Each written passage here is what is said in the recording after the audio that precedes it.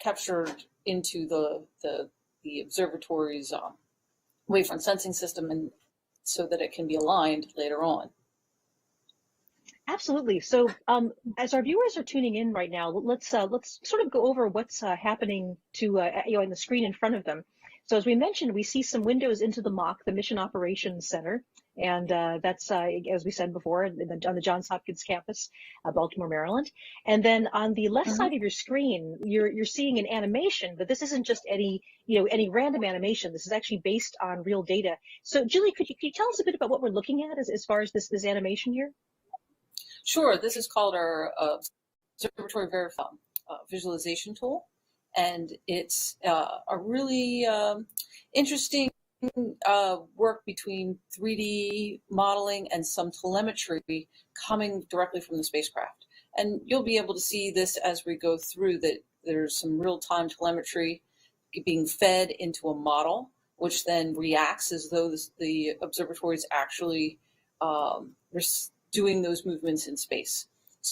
It's not a video or a model that's pre-programmed to do that. It's actually receiving the telemetry and can the model to match that telemetry. We are go to stop the DU motor. So they're stopping the motor, they're doing their aliveness check. And OC, you have a go.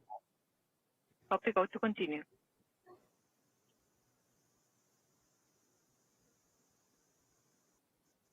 So Julie, you were saying to me, oh, go ahead, please. I was going to say, you hear them talking to each other in the control room. Each person has different call signals. So you'll hear one person called OC, that's the operation controller, and you'll hear CC, that's the command controller. And the two of them work together to make sure that all the commands that are sent up to the observatory are exactly what we want to do and configured properly. And I verify that command queue is in the central window. Copy. So OC, at this time, we are going to proceed on to step 022 to disable the ADU critical command. Copy, start on the window. And OC, that looks good. You're going to execute. Copy that, executing. And OC, you have a go to continue. Copy, go to continue.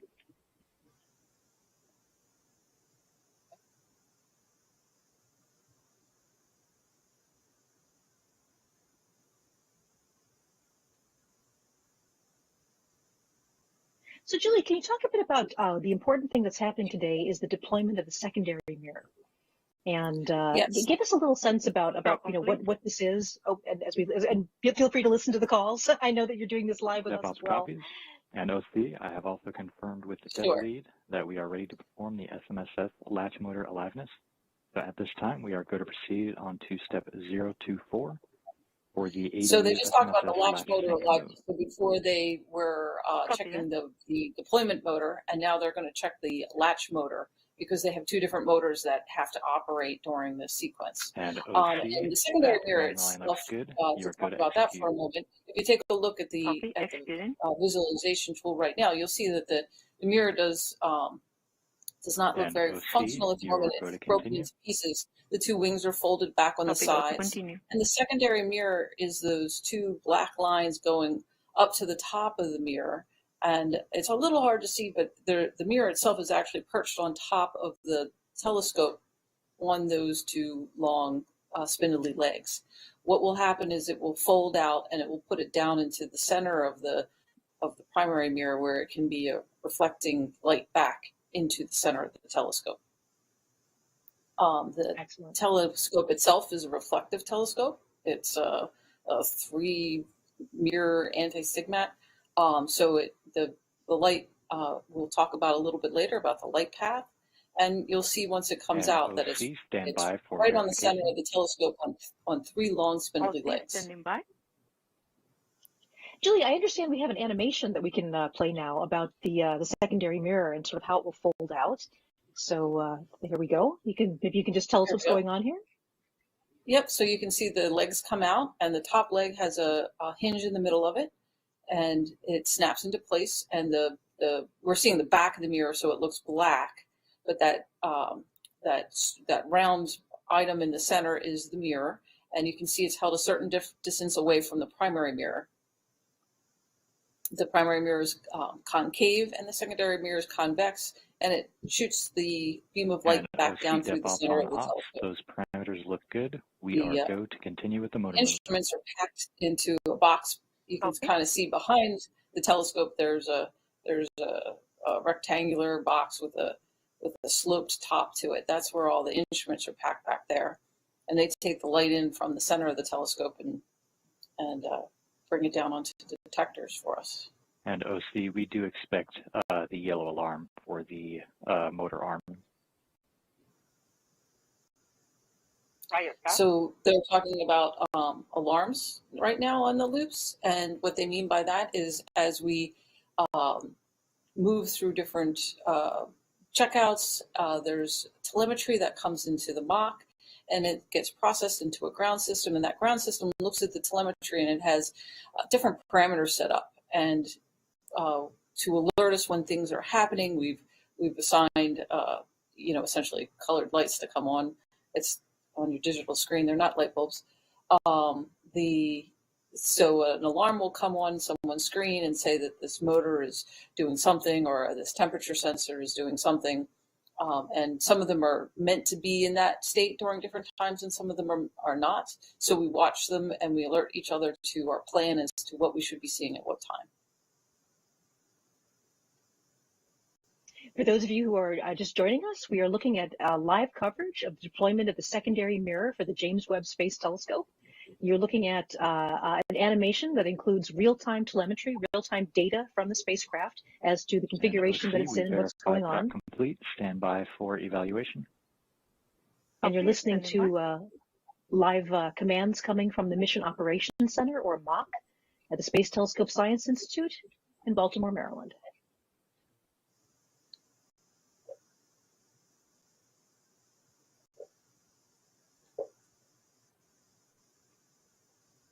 OC, DevOps on Ops. We have verified that the sync move was good, and we are go to proceed with the launch lock releases for the SMSS. At this time, we are go to proceed on to step 026 for all channels safe verify. Okay, copy. And we have an expert with us. In the window. Yes, please go ahead. OC, that command line looks good. You are good to execute. Copy. At this point, they're ready to release the launch locks. And OC, you're go to continue. Copy, go to continue. We're going to hold here and listen to the commands. This is a very momentous event happening, the extension, getting ready to extend the secondary mirror. You're watching live coverage of this. We'll hold here just for a little while, and we're going to listen to commands from the mock.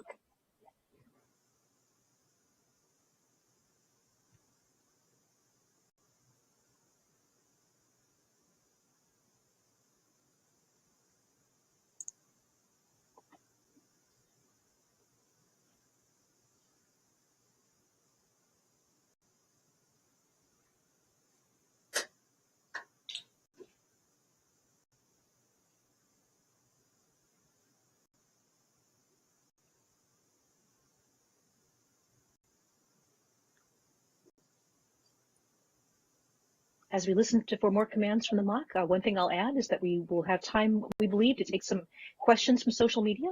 Use the hashtag #AskNASA. We will get to as many of those as we can.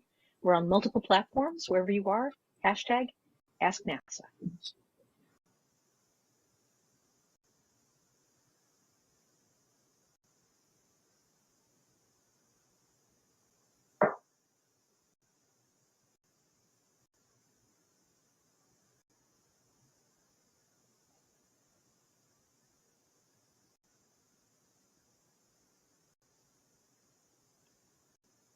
Complete.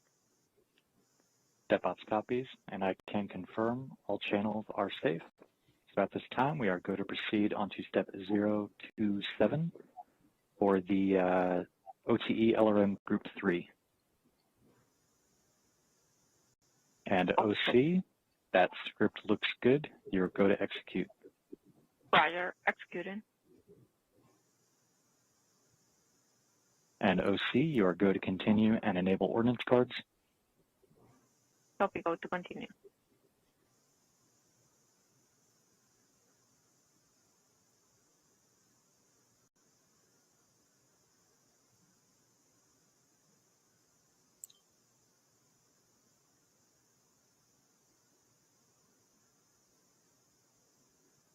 OC, I can confirm both ordnance cards are enabled. You are go to continue with ordnance channel arms.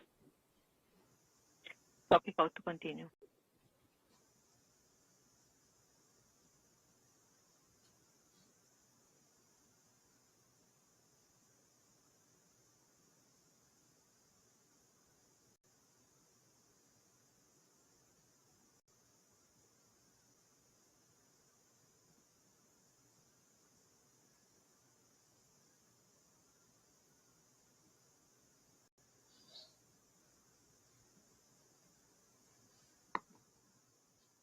And OC, Julie. I can confirm both ordnance channels are armed and the SCS is enabled.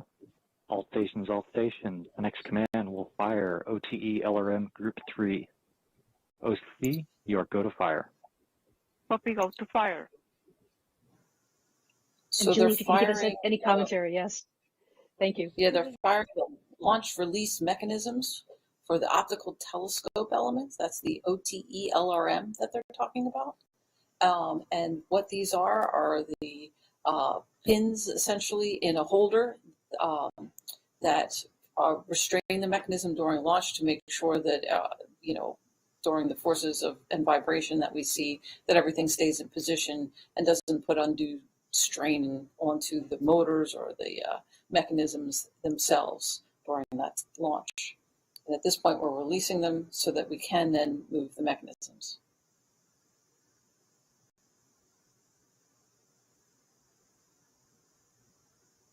So first, we're going to release the mechanisms that keep this all in place, and then when can we expect the secondary arm to actually begin to move? Well, it will. The very first move will be extremely small, so I am not sure that we will be able to discern it on the visualization tool. But definitely, once we get into the full move, we will be able to see that. And once they release those mechanisms, they'll want to take a moment and check out and make sure that everything is exactly what they want before they move And on. OC, I verify prop complete. So at this time, we are going to proceed on to step 028 to release the OTE LRM Group 5. And OC, and that script looks good. You are go to execute. and here's the next launch release and being OC, you are released. go to continue and enable ordnance cards. Copy, go to continue.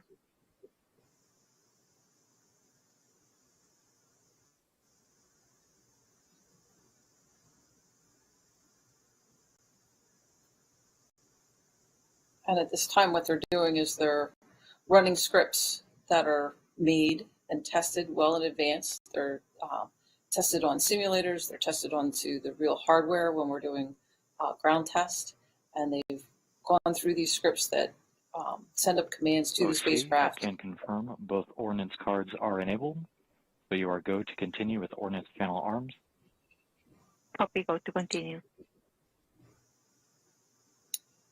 And as we walk through the script very carefully with the deployments lead and the operation controller, they, as you can hear, talk back and forth and very slowly walk through the script in the step and allowing the commands.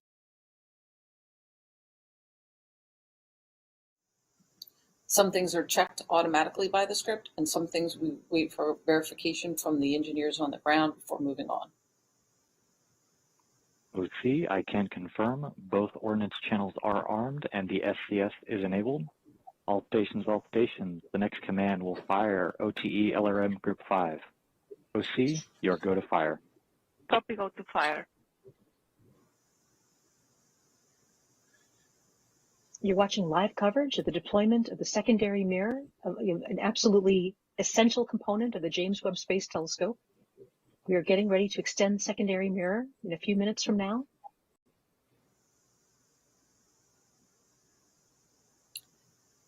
And when they say go to fire, what they're actually doing is they're putting a current through a break wire that releases a coiled wire that lets a cone and cup assembly loosen and separate.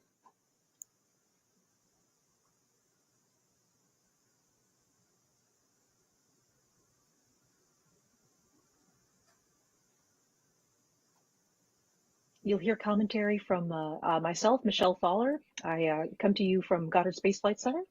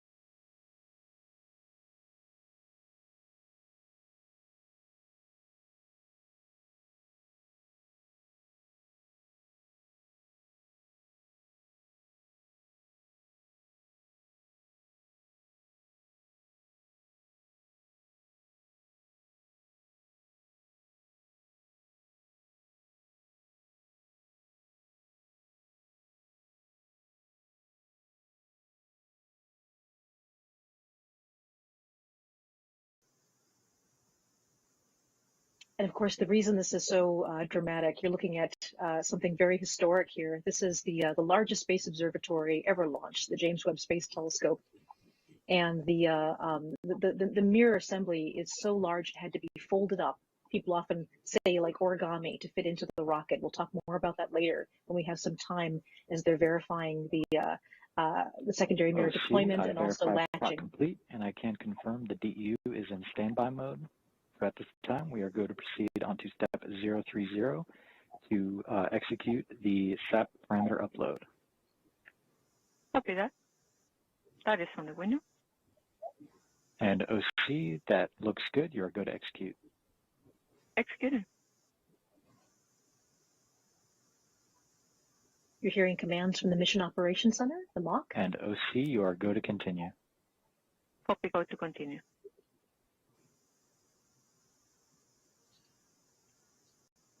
Yesterday saw the tremendous success of the deployment of the giant heat shield to keep this a very cold, infrared, heat-sensitive telescope. There's a gigantic 5-layered heat shield. Each layer is about the size of a tennis court. And yesterday we were with you live for the finale of that, as the final layer was deployed and tensioned, pulled tight. It is now fully functional, fully operational, cooling the telescope as we speak. The telescope components, the mirror will always be pointed away from the sun, and as such exposed to the cold vacuum of space will cool to temperatures close to minus 400 degrees Fahrenheit. And that has begun because the heat shield is already doing that. This is DevOps, go ahead. Yeah, it's just looking for you to confirm you've gotten joy this far with all your expectations. That's affirmative. We have been proceeding as expected. Copy that. Thank you. Some of the telemetry we see in the flight control room is different, so we didn't know what you guys were all looking at, but that's good to hear. Thank you.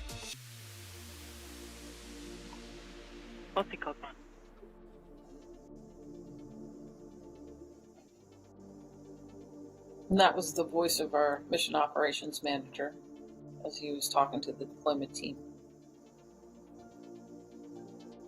His acronym, obviously, is MOM, so you'll hear people call it to MOM, and sometimes that's a little surprising, but it stands for Mission Operations Manager.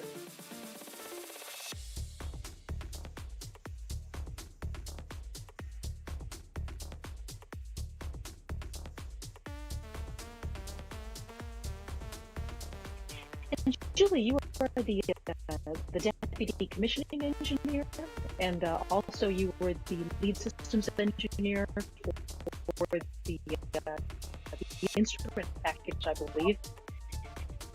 Maybe just give us a little introduction again as to who you are and your role on this mission.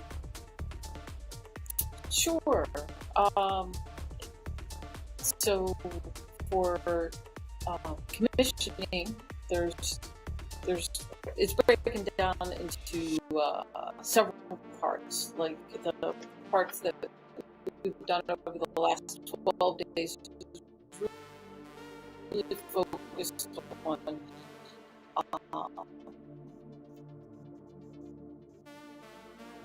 some of the spacecraft deployments,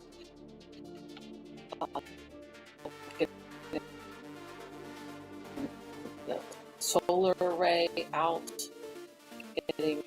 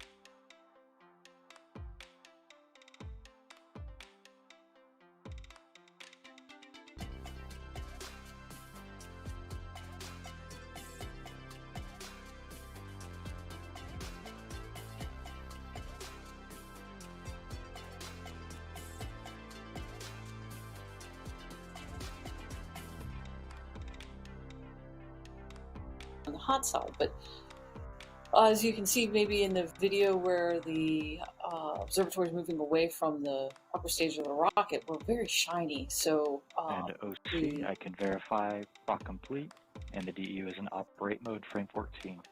Stand by for depth lead verification. Copy, standing by.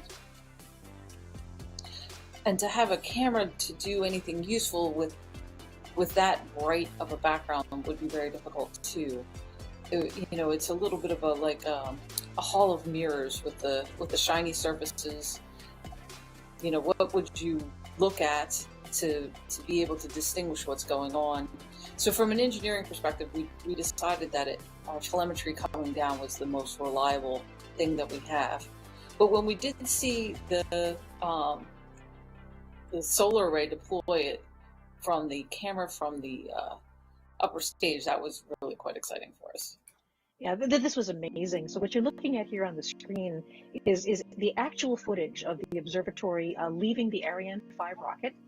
You see the logo of the European Space Agency. They were the providers of the Ariane 5. And as the James Webb Space Telescope they're flying off independently into space.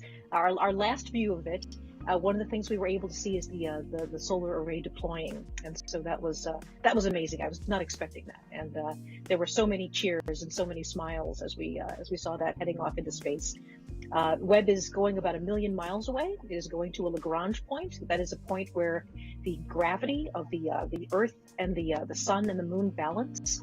It's a great place to actually to park a spacecraft. Everything kind of balances and keeps there. The solar array that you see deploying right now, if you look over at Webb going off into space, you see the solar array deploying. That was the first of its deployments. That allowed the spacecraft to power itself up. And we are now very, very much involved in the rest of the deployments. Yesterday we had the incredible finale of the giant sunscreen successfully deploying. And today we are looking for the secondary mirror, the focusing mirror, to deploy. There will be deployments and commissioning for quite a while. The major ones will be completed all about 29 days after launch. Nice little dramatic lens flare there from the sunlight hitting the back of the James Webb Space Telescope as it goes off into space. So Michelle, as I listen to what's going on here, they're in the process of doing their small move, which, like I said, I don't believe we'll be able to detect on the visualization tool. But they're waiting for confirmation from the deployment lead that the move is stopped.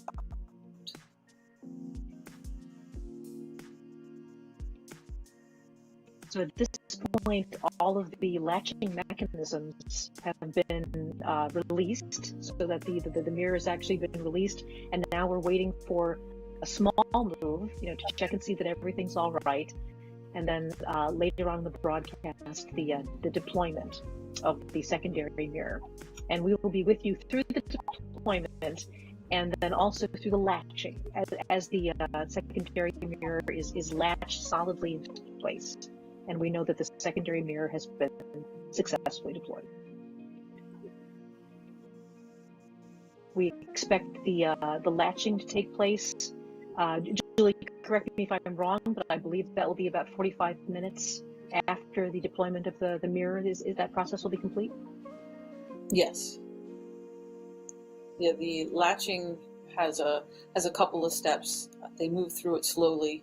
They want to make sure that everything's in its precise position, so that once it's latched, it's completely.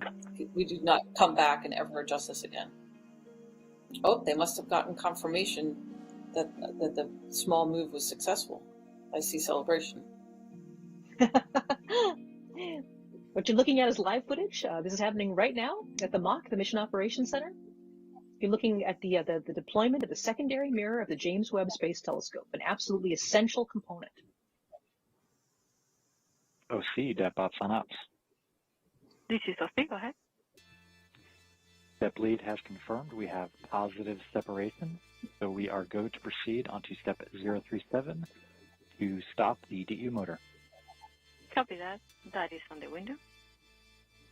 And OC, that looks good. You're go to execute. Copy, execute. And OC, you are go to continue. Copy, go to continue.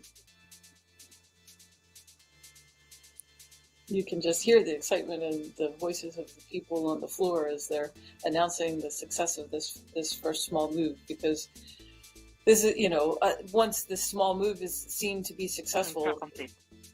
Step up copies, and I can confirm the DEU motor has stopped. So at this time, we are going to proceed onto step 038 to configure the DEU to standby mode. Copy that. That's on the window.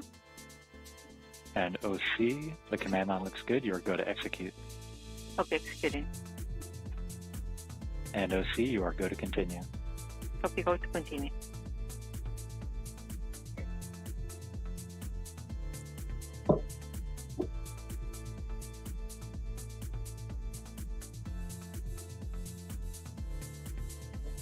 So now they'll go ahead and get ready to do the full deployment. But the small move gave them so much confidence in the motor doing its job, and the mechanisms working and moving, just as expected. So they're coming into this next major deployment with a lot of confidence. As we were saying, there are no live cameras on the Webb telescope for many good reasons. Confirm, thought complete, and the DEU is in standby mode. So at this time, we are going to proceed onto step 039 for the integral gain SAT parameter update. OC copies, that's on the window, please concur. And OC, that looks good. You are going to execute. Copy executing.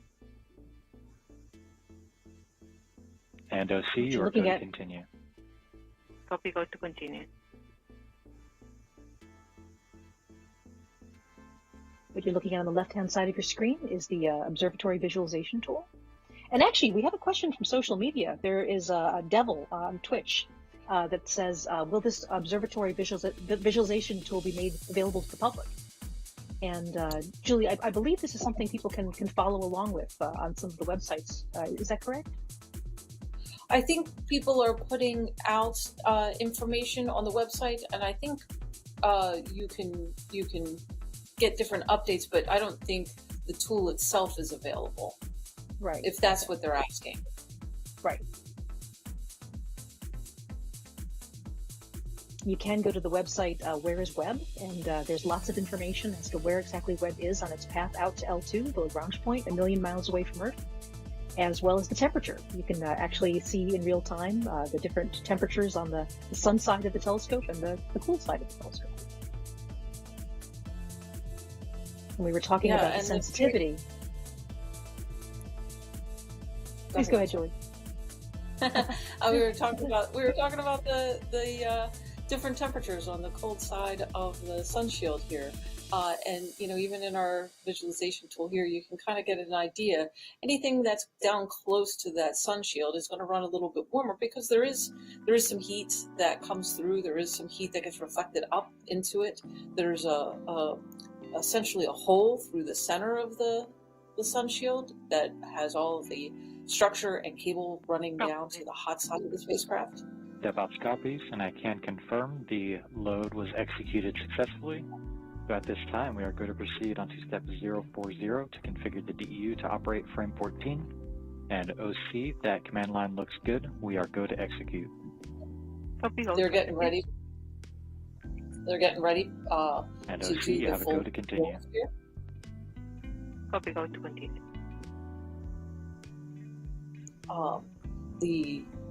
We were talking about the temperatures of the items closer to the sun shield being warmer than the stuff away from the sun shield, and as you can see, the secondary mirror itself being perched on top of the telescope at the moment is one of our colder items. Even when it gets deployed out, there's a great picture.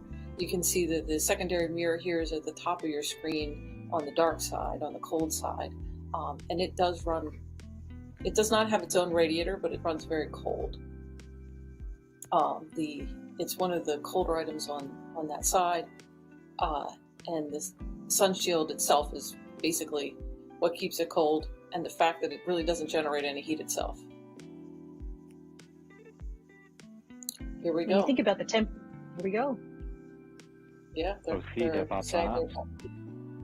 is Sophie, go ahead. Depth lead has confirmed we are ready to proceed with the SMSS deploy. So at this time, we are going to proceed on step 042 for the SMSS motor move.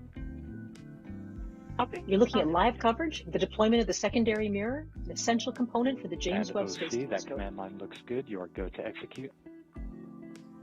Copy, go to execute. And OC, you are go to continue. Roger, go to continue. And OC, stand by for verification. Standing by. Julie, can you tell us what SMSS means, the acronym that we're hearing? Sure, And that's OC, a secondary on mirror. off. Those parameters look good. We are go to move the SMSS motor. Roger, go to move. That's the secondary mirror support structure, and it's a 4-bar linkage. You'll see it kind of unfold here. Kind of almost looks a little like from a high-tech movie, but it will move in a linkage assembly out until the joint in the middle of the top leg locks into position. So there's hinges at the bottom, and there's a hinge at the mirror on the short leg, and then there's a hinge in the center of the shorter leg, and then a hinge at the top, very top of the mirror, and the two short legs fold into one long leg. One coming attraction for this broadcast is that once they extend the secondary mirror, there'll be about a 45-minute period where they latch the mirror, where they make sure that it's very strongly and solidly put together. And during that 45 minutes, we'll be able to show you some footage of the actual testing and building of the secondary mirror. It's surprisingly large. Those booms that are extending from it. Julie, you may know this offhand, and if you don't, when the booms are extended, about how far away is the secondary mirror from the primary mirror? Oh, I should have looked that up. No, I don't know. Yeah, off the top of my head. yeah. One of the privileges I had working at Goddard Space Flight Center was watching tests like this, and I did see the secondary mirror deployed, and it was to me it seemed like it was perhaps nearly 2 stories away from the primary mirror, and it's a spectacular thing to see, and like I said, after we have confirmation that this event is concluded, we will then be latching. We'll have about 45 minutes to talk more about And this. OC, DevOps on ops. This motor move takes about 11 minutes, and we'll give periodic updates. Roger, that. Yeah, so Standing by. here you can see the telemetry coming in at the top of the screen that the visualization tool is using to recalculate the position of this mechanism. And it's a little hard to see with the black background with the black tubes, but you can, if you look carefully at the top, you can start to see the mechanism start to unfold. This is tremendously exciting to me. So, as this observatory is on its way to its resting point 1 million miles away, this huge secondary mirror configuration is now deploying, and I can see that the bars are changing on our observatory visualization tool, which is based on real live data from the observatory, and the secondary mirror is deploying.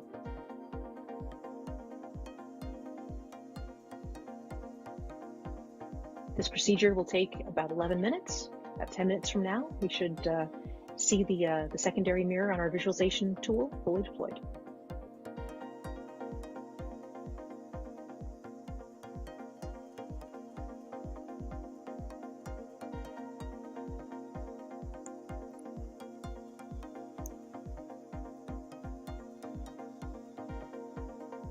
The last few days have seen some of the most dramatic deployments from the Webb Observatory. Yesterday, of course, the spectacular finale of deploying the giant heat shield. And today, the secondary mirror. And as you can see, the secondary mirror is now moving away from the primary mirror. I understand it's a little bit dark in the animation, sort of black bars on the black background, but we can see the movement. We can see that this is beginning.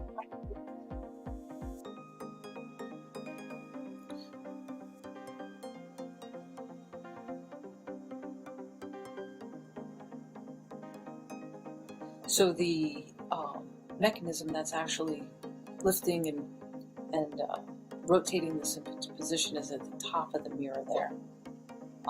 Is where the motor is located that actually does the deployment. And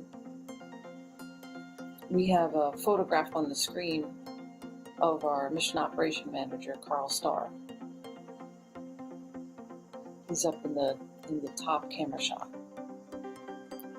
As you can see, it's a bright sunny day in Baltimore, which makes it a little hard to see people in the room, in the flight control room in the top box there. But it's great to have good weather while we're doing this. Carl Starr is you'll hear the acronym, the MOM, the Mission Operations Manager. And you are looking at live coverage of the deployment of the secondary mirror. Complete on ops with the status. We're about halfway through the deployment. Currents are looking really good, lower than we saw in the ground testing, and everything's looking nominal. So we've got about 5 or 6 more minutes to get to the hard stops. Oh, right at that. Thank you for the update.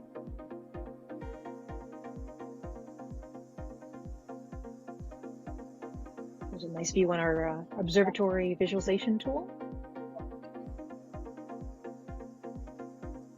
So you see this giant boom taking the secondary mirror, the focusing mechanism for the James Webb Space Telescope.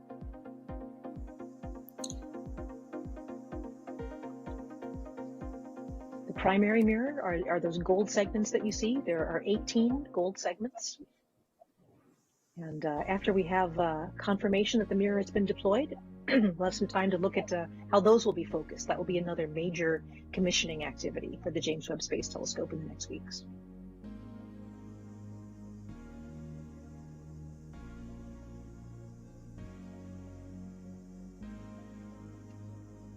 This is the largest and most sensitive space observatory ever flown. It had to be actually folded up to fit inside a rocket. This is something that is historic. We've not done this before, where things need to be unfolded to this extent. So this is very dramatic. There are people all over the world so happy that things so far are going well, and wishing for a successful deployment.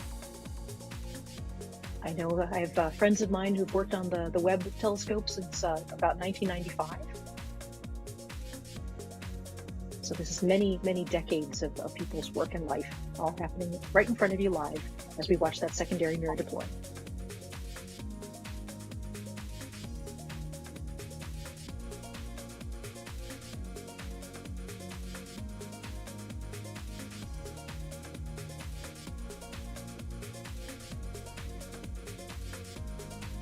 And some of the things that are unique about this is the operation of these joints in space and at such a cold temperature. We do have a few heaters that we warm up the motors and some of the mechanism components, but for the most part, the joints have to work in the cold environment of space, which takes special design and special coatings. And as you can see, they also are quite close to our mirrors, so we have to be careful about contamination.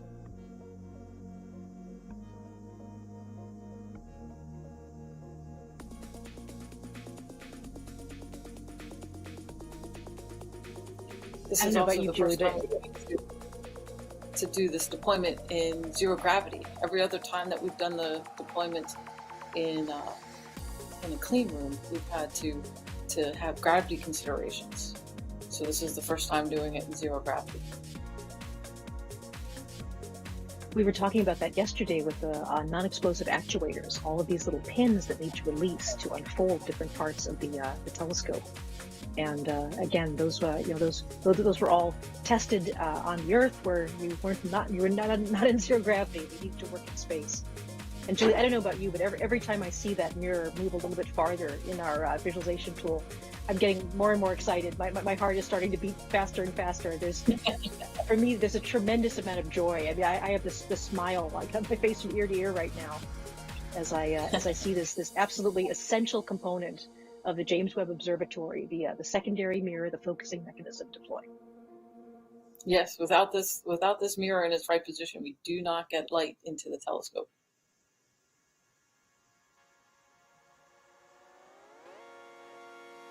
And all of those actuators, all of those pins that needed to release in order to unfold this. Julie, can you give me an idea? I believe there's There's are there over 300 of those? Yeah, there's different kinds and different types around, so it's kind of every time you'll read something, it will tell you a slightly different number, but it all depends on what category they count them in. And for this what we watched today, there was 3 different ones that we released. So there's so much of that now behind us. There was a lot of work over the years to make sure that these devices worked, and then all the different configurations that we needed them in and the different sizes to make sure that they all worked and they all worked reliably. They're very much like a parachute. They're very sensitive to how they're wrapped and how they're handled. You get one chance to do it right, and if you test it and it works, that doesn't mean that you've done the next one right. So you have to package each one just perfectly. And we're coming very close to being fully deployed. As you can see, the top of the mechanism, the 2 bars there, coming closer and closer to their final position of being in line with each other. And you can, from this orientation, you can now see that the mirror side of the secondary has the gold coating on it too in the visualization tool.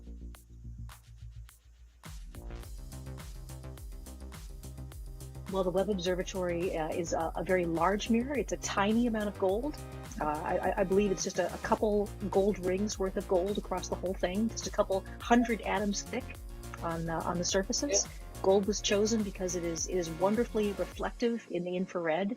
This is a heat-sensitive telescope, infrared light, and also gold is very stable and doesn't, unlike something like silver, doesn't react chemically very much. So it's a very good thing to use when nobody can go out there to clean your mirrors. It's all on its own. So as the mechanism continues to unfold here, the motor will drive it into a hard stop, and from that, then they will start working on the latching procedure. So we will first wait for confirmation that the mirror is fully deployed. And then after that, as they go through the latching procedure, we'll have some time to talk to our host a bit about the testing and the building of the secondary mirror. We already have a lot of questions coming in through social media. We should have time to get to some of them. But if you'd like to have your question answered, just go to hashtag #AskASA. And we have deployed into the hard stops. So we'll move into capturing the latches and then recentering. All right, as you heard, that went completely into the hard stop. And they'll take a little bit of time to take a look at their telemetry, put the motor into a standby mode, and then move into the latching sequences.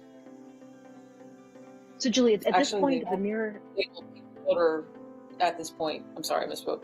They will actually keep the tension on the motor at this point while they do the latching.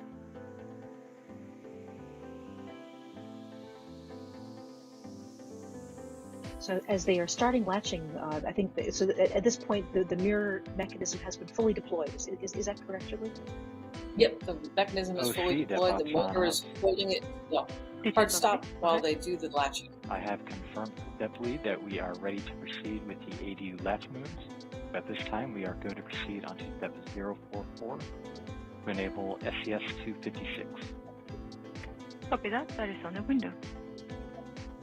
And OC, that looks good. You are go to execute. Copy executing. And you heard the term ADU. That's the motor that drives the actuator. And OC, you are going to enable activate SES 256. Copy go to enabling activate 256.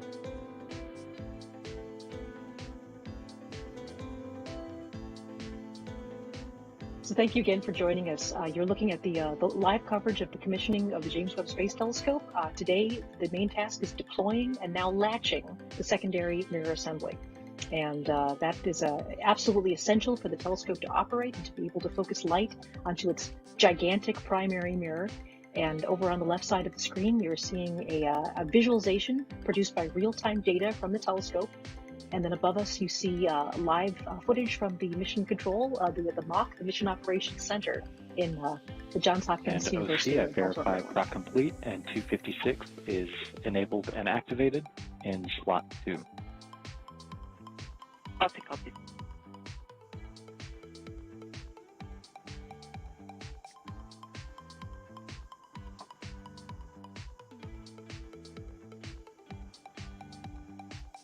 the latching that's going to come And up. OC, I have confirmed with Dep Lead that we are ready to perform the first latch off stow move. So at this time, we're going to proceed on to step 046. So latch off stow 1 of 3. Copy that. And OC, that looks good. You are go to execute. Roger, executing. And OC, you are go to continue. Copy, go to continue.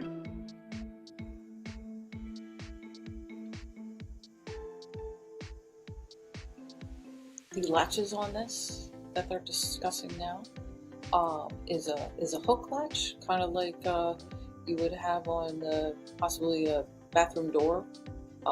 That is, but obviously very highly specialized for this operation, and the deployment motor, the actuator motor, will come in and put that latch on top of a hard stop, and then the motor will pull down to put a preload into the structure, and then the deployment motor will release its push on against the hard stop. So as we look at the live coverage of this event, we are going to occasionally stop conversation to listen to comments from the MOC, the Mission Operations Center. But as we are now awaiting the latch procedure, which will take about 45 minutes, we're told, we have a time to look at some of the actual instrumentation as it was built and tested at Goddard Space Flight Center. So I believe we're going to be looking at some footage of the delivery of the secondary mirror support structure. And here we have the secondary mirror. Julie, can you tell us what we're looking at in this footage we have? Sure. So as you can kind of see here, that silver stainless piece is a cover, and then the mirror itself is on a dolly with wheels. And we have engineers and technicians in what we call lovingly as bunny suits in a clean room, and this is, I believe, at Goddard Space Flight Center, doing the initial inspection as they open up the shipping container of the mirror.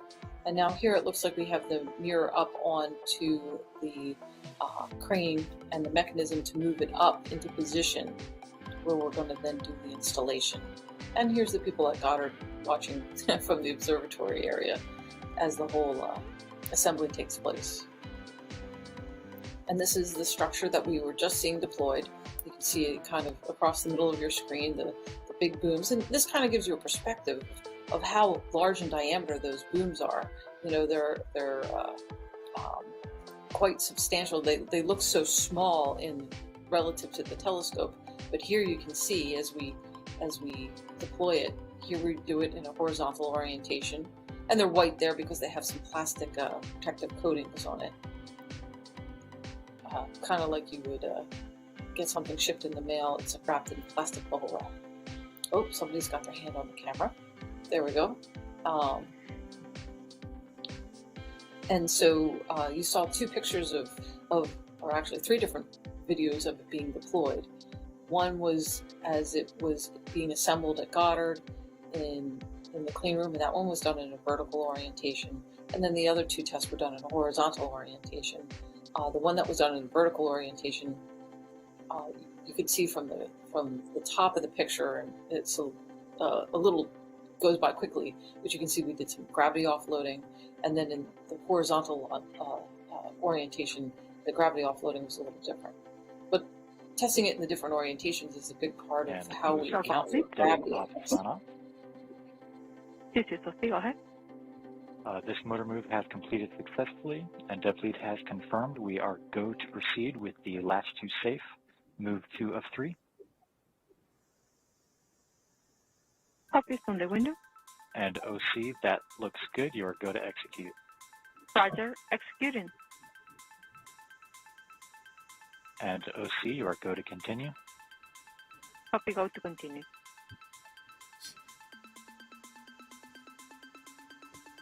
And actually, we had a question from Darren on Twitter that asked if the secondary mirror was coated with gold, the same as the primary mirror. And yes, they both are coated with gold because of that wonderful reflective property in the infrared. So, Julie, one of the things that's going on right now is latching. So, now that the secondary mirror has been fully extended, they're latching it into place. I believe we have an animation about the latching and what's going on right now. So, if here we go. We could maybe talk to this animation.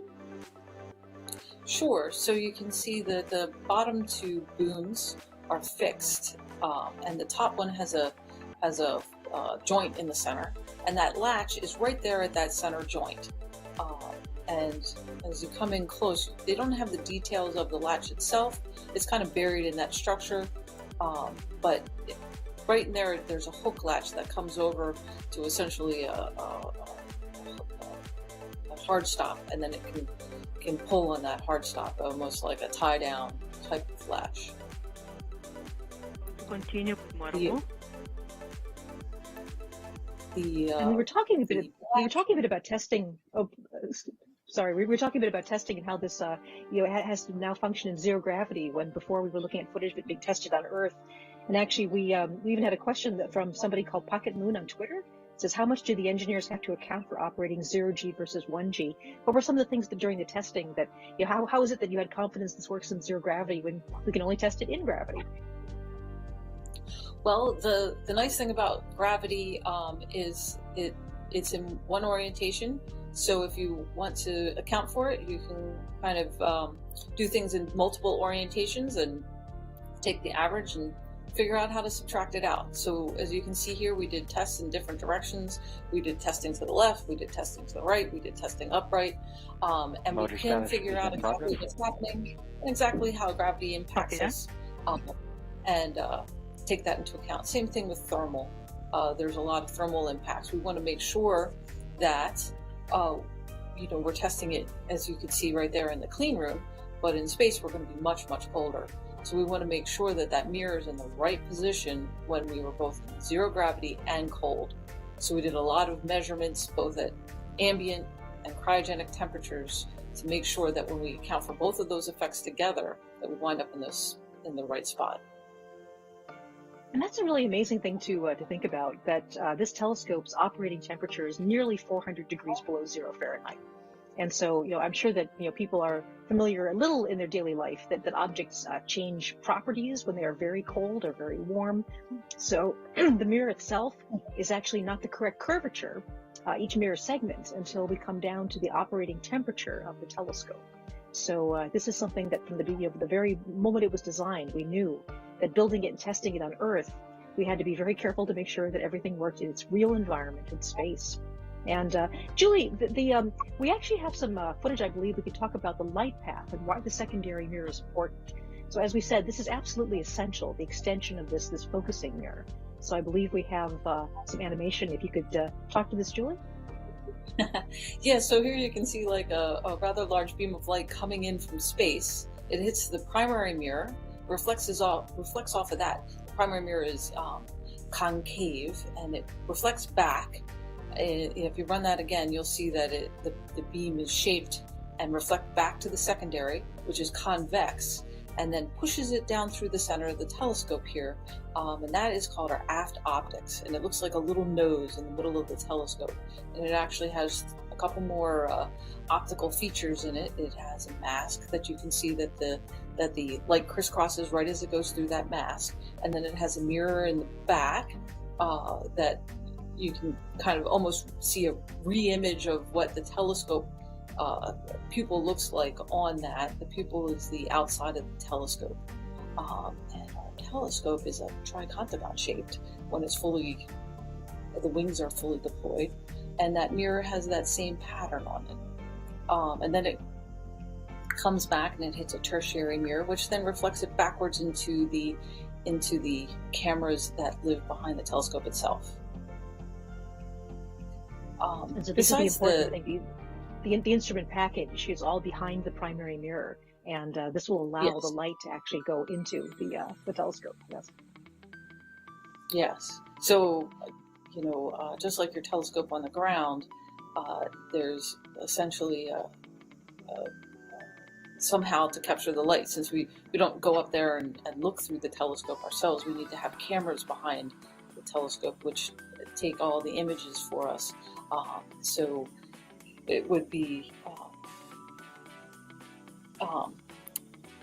it would be unfortunate to have like this entire telescope and just have one camera available. So what happens behind that is the light beam gets distributed between the 4 different instruments. So each instrument gets a portion of that beam and then uses their own internal optics to shape and control that beam and filter that beam in different ways before it hits the detector of those instruments, which then the science data comes down to you. Oh, and here's one of our instruments, and you can kind of see that it's on some spindly legs. The stuff that's putting its stuff out to the right and the left is the legs, and here's the beam of light that comes in and is folded into the instrument, and then it is folded again, and then once again it's folded. This is our near spec, and then it comes through a wall, and it's into the optics and into the camera into the back. You can see the filter wheel spinning there. Actually, I'm not sure that this is near spec. These are different instruments that are in the ICE and the instrument package. Some of the most I don't actually sensitive usually see cameras it. made. Yes. Yes. This is Miri. Okay. Which is very similar in its 4 optics there. Apologies, Miri. We actually have a very good question from Sally Sparks on Twitter, who asks, how are the steps verified? We've been listening to the mock today, the Mission Operations Center, and they say, so this is verified, the engines are on. How are we getting that information? So we get telemetry. What we have on the telescope is a whole series of sensors of different kinds. We have sensors that are position sensors, we have sensors that are current sensors, we have sensors that are temperature sensors, and all that telemetry gets fed in through the computers and then brought down through the communication system into a ground station, gets sent over to our operations center here in Baltimore, and it comes out on our computer screens. And if you remember looking at the mock, a lot of those screens you have 4 screens there, and there's all different information.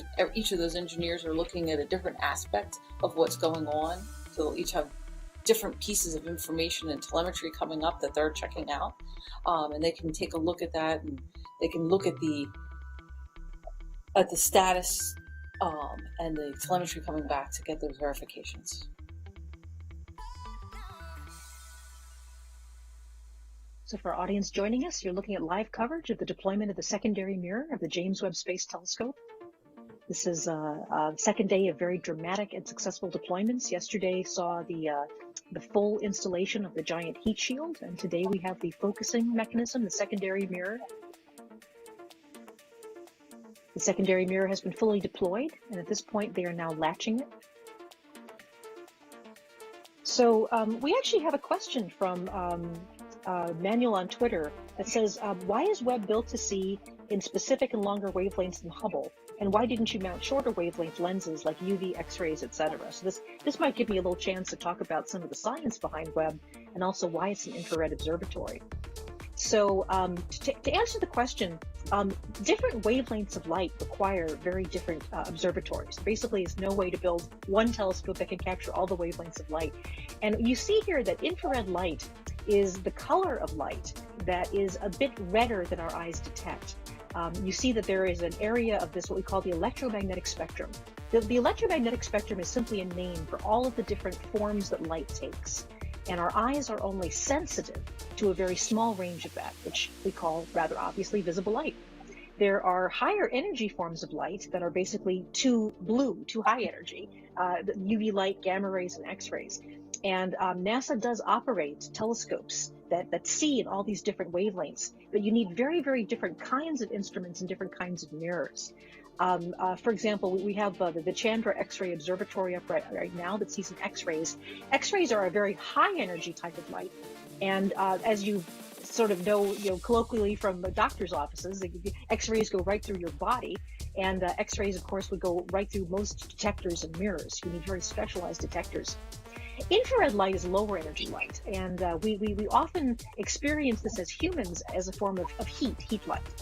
Infrared light, infrared radiation. The reason we sort of associated it with heat is that objects that are the temperature of a human body, the temperature, for example, of a planet like Earth, they naturally glow in these lower energy types of light.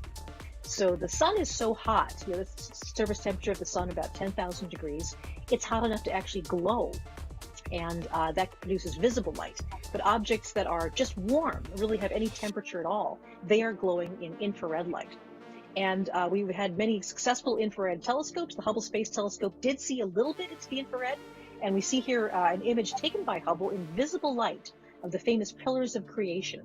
These are dust clouds that are many hundreds of billions of miles across, and they are forming new stars and solar systems inside them. And you see here the optical light, but if we switch to infrared light, Hubble had an instrument called NICMOS that saw a little bit into the infrared. These are both actual images, these are both real data, but this infrared image is one their eyes do not see. The information has been translated into colors that we can actually interpret and we make this image with. But all of those stars that you see in this image were really there in the visible light image, just not visible in the kind of light that our eye sees. Infrared light has the ability to pass through dust and a lot of obscuring material. And there are some really fascinating things that happen inside these giant dust clouds. So we mentioned the formation of stars and planets. And this is one of the most active regions of star formation in our part of the galaxy. This is the Orion Nebula.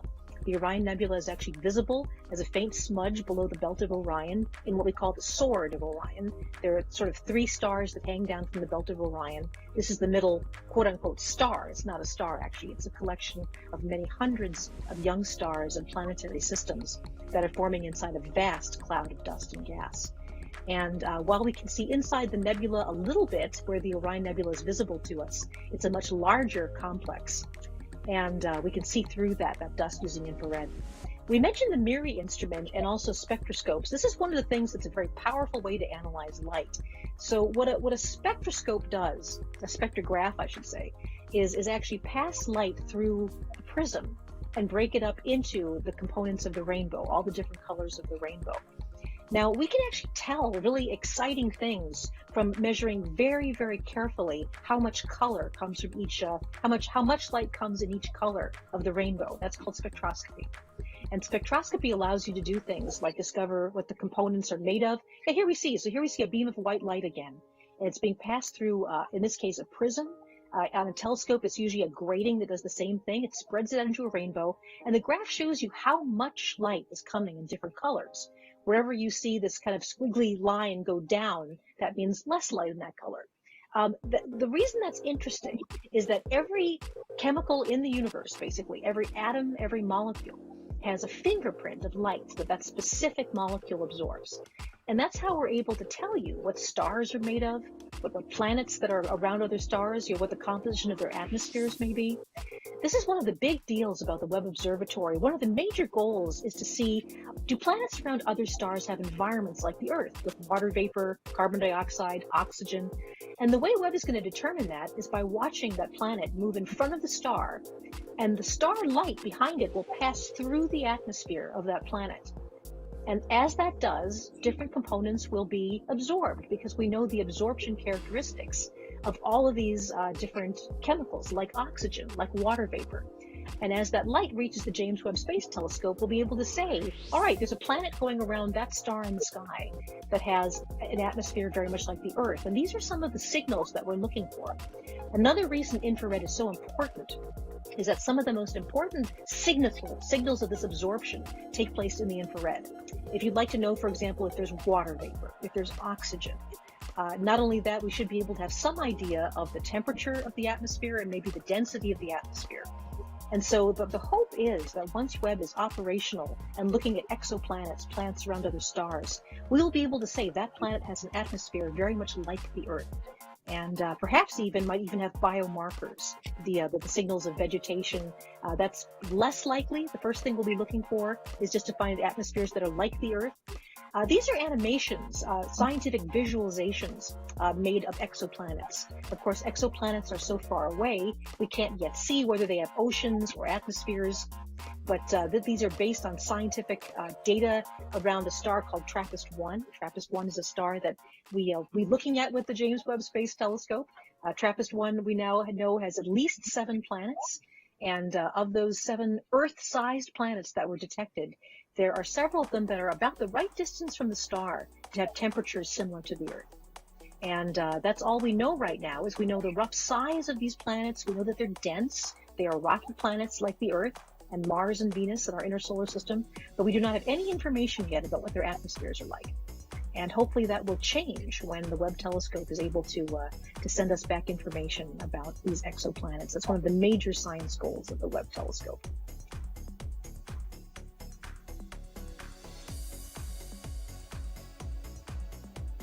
You see here some of the exoplanets, again, imagined by our scientific visualizers. We don't have this data yet, but hopefully in the next decades we'll be able to tell you a little bit about. This is the TRAPPIST system, TRAPPIST-1.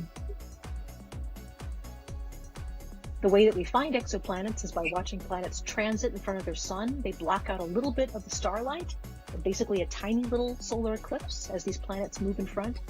And as the planets move in front with the James Webb Space Telescope, we should also have the opportunity to watch the background starlight of their parent star shine through their atmospheres. And when that happens during a transit, Webb will have the power to analyze the chemistry, possibly the temperature and the density of these atmospheres, and determine whether any of these planets have atmospheres that are friendly to light. And that's what you see here in this diagram. You see an exoplanet in this animation moving in front of its star according to our field of view. And different layers of the atmosphere will actually absorb different things, different wavelengths of light in the infrared. And so we'll be able to actually explore what the environments of these planets are like, even from this far away. Right, well, let's go back to the Mission Operations Center. Let's find out what's going on. All stations, this is Mom on Ops. All stations, this is Mom on Ops. As we look at this telescope, I'm going to listen to the PM right now. All stations, listen to the PM. Thank you, Carl. Hey, I just want to take a moment to congratulate everyone. Another banner day for JWST. In particular, the secondary mirror deployment folks. You guys did a heck of a job. This is unbelievable. We are now at a point where I looked up before, we're about 600,000 miles from Earth, and we actually have a telescope. So congratulations to everybody. All right. So that was Bill Oakes, our program manager. Congratulating everyone on the operations loop. You're seeing some high fives there. And what they've done while we were off talking about exoplanets is they confirmed that the latch had latched and took off the tension from the deployment motor. They will continue to do a little bit to make sure that it's perfectly aligned. But this is a major deployment and it is locked into place. This is tremendously This is Ozzy, go ahead. So at this time, we are ready to proceed whenever you are. Copy that. Quickly, they have to stop celebrating and continue to work. That is on the window. Please confirm. JetOps copies. OC, we are going to proceed with step 053 to command the DU to stand by. And that looks good. You are go to execute. Copy. Executing. And OC, you are go to continue. Copy. Go to continue.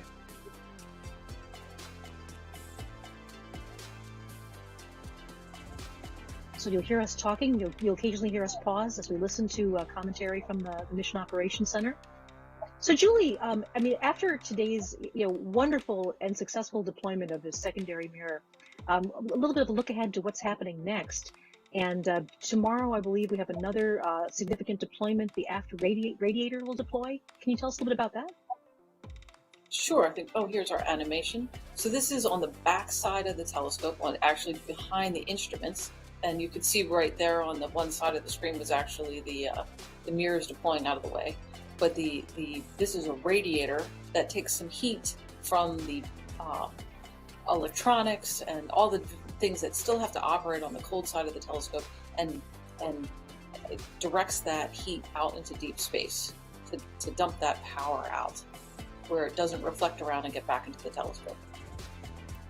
These instruments are designed to operate at very cold temperatures. And after that, we actually now have the deployment of the wings of the main mirror. So what will be happening in the next few days, as you see here, is that the two sides of the mirror had to be folded up to fit inside the rocket. This is the largest space observatory ever built. It had to be folded up to fit inside a rocket, and they are now deploying it. And I believe we have footage of the test of the mirrors in the clean room where it was assembled. So if we have that footage to run, Julie, you could maybe comment on what's going on here? Well, this is back to the secondary deployment that we're doing here. Again, the secondary deployment in a different gravity orientation. And then one last time. In different views, you can see the mirror. Here's the wing coming out. And as you see this, you can see that there's like a black, we call it the frill around the outside of the mirrors. It's kind of like an Elizabethan collar. And what that does is it actually prevents starlight from behind the telescope from passing close to the telescope and actually hitting the secondary mirror and working its way into the optus itself. So that's actually soft structure. It's a blanket-like material made out of kapton. That's a real low reflectivity, and it keeps the light from poking its head around the backside of the mirrors and making its way in. And here you can see a technician or an engineer taking a close look as we close to make sure everything's happening just perfectly. And behind that, you can see people on things we call diving boards. We had to do a lot of work high up in the sky the telescope is so big you couldn't be standing on the ground and doing the work on it. So our technicians got good at being up high on cranes and on diving boards, we call them, and you could see that they had fall protection to make sure that they didn't fall. Their tools had to be tethered to make sure they didn't drop anything. It's a lot of difficult work in the clean room in those suits, long hours. So for us here in the mode, frame 14. For us here in the clean room, that's where and OC, that looks good. You are go to execute. Copy, executing. We have to wear masks because of COVID, but that's nothing compared to working in those suits all day in the clean room. So, so my kudos to all the people who worked so hard all that time to put it together. We shouldn't complain at all wearing our COVID masks. Right. Well, so to wrap up today's broadcast, we have had live coverage of the successful deployment of the secondary mirror, the focusing structure of the James Webb Space Telescope. This is an absolutely essential component of the observatory, and I am smiling, and I was very excited to see this happen. Joining me has been Julie Van Camp. She is the deputy commissioning engineer and also the main system engineer for the instrument package. A very historic day. So this particular observatory will take about 29 days to fully deploy. After that, it will cool down, and we will actually have to wait a few months for the first images because of cooling down. But so far, everything has gone absolutely wonderfully. And OC, that input looks good. You are go to execute. Copy that, executing. And OC, you are go to continue. Copy, go to continue. And OC, stand by for verification. Copy, standing by.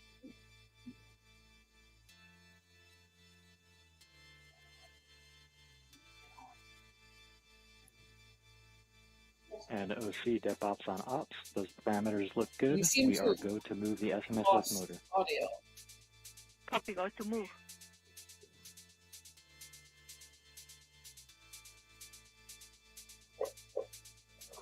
Okay.